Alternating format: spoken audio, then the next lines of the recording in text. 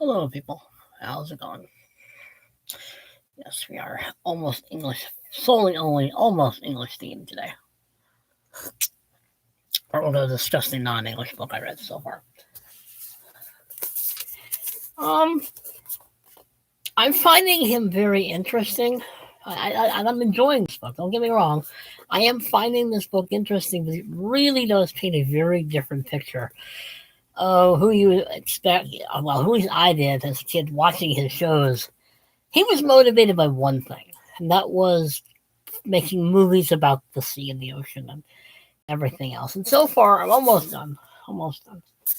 He was a very interesting guy, very complicated, very complex, very, shall we say, he had a roving eye. Let's just say he had a roving eye. If it was female, it roved toward the female. It wasn't Mr. Platonic. But I find interesting. I find his. Basically, I want to say that this book is worth reading, and it is. I find it good. But the one thing I've noticed is it does seem to lack a sense of time and place, if that makes any sense. I don't get any impression that what's happening outside the other round of the world is affecting him in any way. Not really. Even the World War II parts. I'm not really exactly sure that it almost as if, oh, there's a war going on all around me. I must go diving. I'm not going to do the French accent, I promise. I'm going to go diving. Look, here's a bomber. Bombing prompts. I got to go diving now. Sorry. Sharks await me. By the way, he didn't like sharks. Well, in the beginning, he didn't like sharks. I like this book. I like this biography. It's not very long. It does seem to focus a lot on his drive to make movies about the oceans and the sea life and everything else, and it's dealing with companies and money, and he was a very focused individual. This book reads like he lived. He was very focus oriented. He really didn't seem to have anything hobbies or anything else outside of diving. It's all he ever wanted to do. This book does relate that, and have affairs, apparently. But I remember as a kid watching his show with mom. I remember watching his Undersea World with Jacques Cousteau, and I remember reading his books. I remember it is interesting. Don't get me wrong; he is interesting, but it does give you a very different perspective when you watch the old shows that he had and realize that in a lot of ways he was a showman. He was a showman first and foremost. A lot of it was manufactured, shall we say.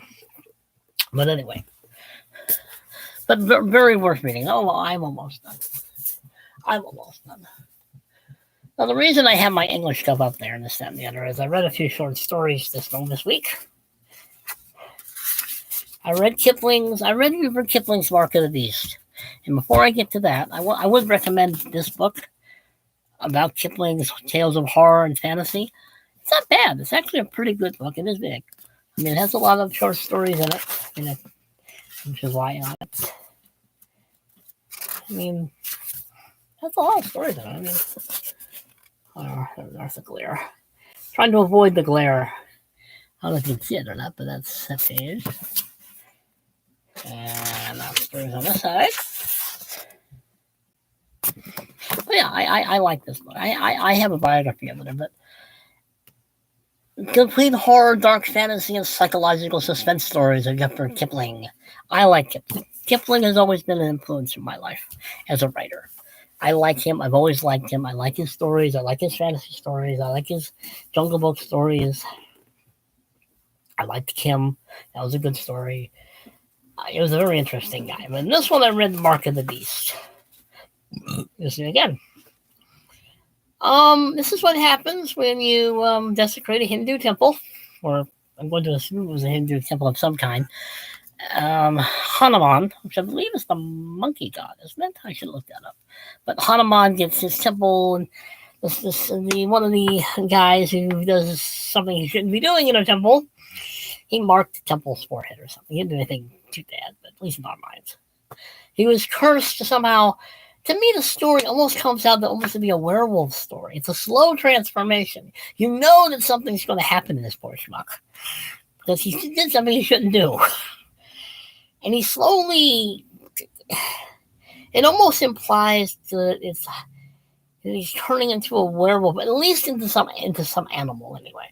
I think it sounds like a werewolf at times, but it's an interesting story. Some people think it's hydrophobia, which, by the way, is the fear of water, which is related to the fear of rabies. They think it's rabies at first. The doctor thinks it's rabies at first. It's not a bad story. I mean, it's a fairly decent, typical British Empire story of Englishmen who should be more careful and aren't. It's not bad. I mean, it has an okay ending. Um, it does have some interesting plot points and dialogue. It does read to me anyway like a werewolf story. It just does. It just does. But I liked it. I enjoyed it. I mean, they have Dr. Jekyll and Mr. Hyde in here. I've read that one. Yeah, Mark of the Beast. Like Conrad Amon, Robert Kipling used foreign settings for his novels to great advantage. Born in Bombay, India, Kipling was educated in England, but returned to India at 19, where he worked as a journalist and editor. The country profoundly affected nearly everything he wrote, which it really did. It is a very good story. It's very atmospheric, but it does read to me anyway like a proto-werewolf story. The country profoundly affected everything he wrote, whether children's stories, novels for adult reading, or poems that both supported and warned against English imperialism. A list of Kipling's major works show his indebtedness to the Indian background and to his sympathies for England's imperialistic venture there. In 1907, he received a Nobel Prize for Literature. He was England's first laureate. Kipling was quite prolific. He wrote a lot.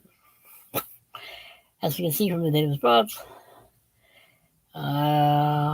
start with Jungle Book story, second book, Jungle Book, Uncle blah blah blah. He lived an interesting life. He was a man of his time. He was a Victorian. He did very much believe in the British Empire. He really did believe in the white man concept, and he was English. But he wrote well. He wrote a lot of good, very good stories. And Mark of the Beast is worth reading.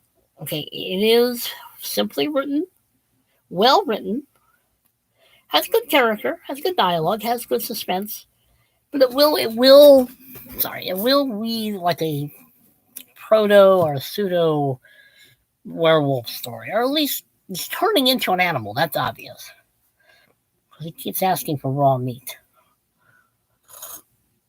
with lots of bristle. He likes his pork chops apparently. Let's see. I read that one.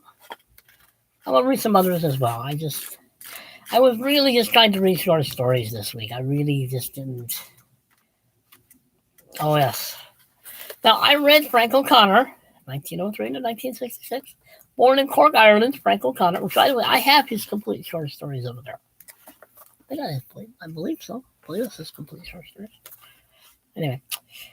After Sim of the Library turns to short fiction, his first volume, Guests of a Nation, appeared in 1931 in Gaelic. He then turned to English and published over the next 20 years a number of volumes that established his reputation as the Irish Chekhov. Okay, we'll see about that. These include the Dutch Interior, More Stories, Domestic Relations, so on and so forth. I read The Face of Evil. It's a very Catholic story. Maybe I'm missing something. And I'm not exactly sure where The Face of Evil really fits as a title. I mean, it is about someone who's trying to be a very saintly kid, very, very Catholic. He's trying to be very, very Catholic. And the characters are written okay. The one character, the bad character, I guess who's supposed to be the face of evil, is kind of,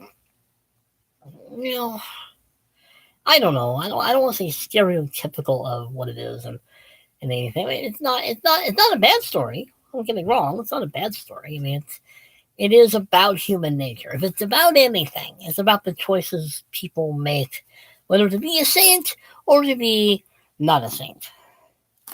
The ending, I think, is kind of rushed.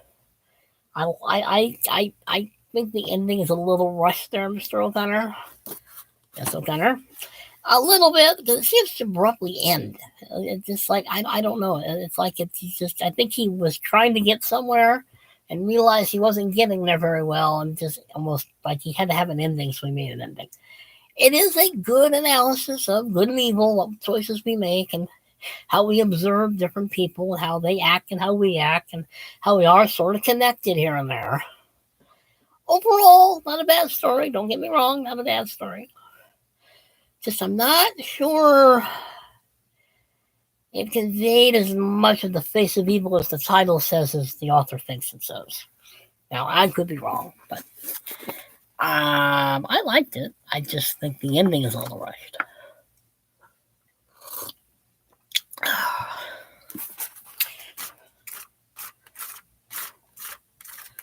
All right, where is Saki? I read his, and Saki, here we go. I'll have to read some from on it eventually. Saki, 1870-1960. Saki H.H. Monroe was born in Burma. In his brief life, he had several careers as a military policeman in Burma, like George Orwell later, as a newspaper correspondent in the Balkans, and a short story writer. His first volume of satires, Reginald, appeared in 1904. His complete short stories of Saki was published posthumously in 1930. He was killed on the Western Front while serving in the British Army in the First World War. I know nothing about him, like I don't know much anything about O'Connor, so I'm going to have to find more stories of him. The Open Window. I've read this story before, and I remember this story. I read this story before about the... I'm not exactly sure if he's really a suitor to this girl, or he just went to this place to get... Because he was suffering from having a nervous condition. He was obviously trying to... Obviously, he had some sort of a panic attack or some sort of nervous problem or whatever. And this girl is duplicitous, shall we say? Let's just say that you don't realize to the end what she's actually doing when the three hunters come through the back glass window doors. She's talking about, how her mom left the door open because she's waiting for her husband and their brothers to come back, and she's saying how her brothers and her grandfather disappeared one day and they might come back one of these days. And as brief as this story is and as badly as I'm telling it, it's actually pretty good. It's actually pretty good because you don't know where this is going. It is written well enough that you don't realize where it's going, and you begin to suspect that something's up with the young girl and really doesn't want to have a suitor. These cushions really drive me crazy. But it is written well. It is a very short story. It's not very long. The Open Window is not a very long story. It's only 4 pages long.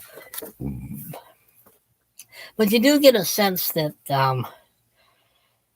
something is up. The poor protagonist he obviously has some sort of nervous condition or something, and he just wants to rest. He doesn't need this. And I'm not sure he's what she thinks he is, but she's going to try to get rid of him anyway. I'm giving way too much away, but it is actually pretty good for as short as it is, because I remember reading this a long time ago. At first I didn't recognize it until I read this before. It's actually pretty good, actually. I like it for as short as it is. It's kind of funny at the end. It has a funny, if not comical ending, if you can see it that way. I do. There was one other story I read. Mr. Know-It-All, Somerset Maugham. That was the other one I read. I guess I read all the other ones. I should do that as well. W. Somerset Maugham, 1874-1965. I was 2 years old when he died. One of the most popular English authors of the 20th century, W. Somerset Maugham was born in Paris. In his long life of 91 years, he turned out hundreds of short stories and dozens of novels, as well as several commercially successful plays and numerous essays. All his fictional work is characterized by his stress on storytelling, on the well-made story, often with a surprise ending. He resisted the influence of modernism with its disregard for narrative and plot. Which makes sense. relished the very active narrative. After studying medicine as a young man, he turned to plays and wrote Lady Frederick in 1907, preceded by his naturalistic novel Lisa Alabeth in 1897. His plays include The Circle, 1921, Our Betters, 1923, and his most popular, The Constant Life, 1927. His best-known novel is Masterpiece of Human Bondage, which I have not read. His best-known novel and his masterpiece is Human Bondage, 1915, whose content draws on Mog's own background as a physician and severe stammerer, an affliction for which the novel was transformed into a pamphlet. I read Mr. Know It All. Takes place on a boat. I believe it's going to Japan. Um, it is about a guy who's irritating another guy who thinks he knows everything, acts like he knows everything. There is sort of a twist at the end, sort of a redemptive arc to the annoying protagonist. I guess it would be a protagonist, I think. Oh, would it be a protagonist?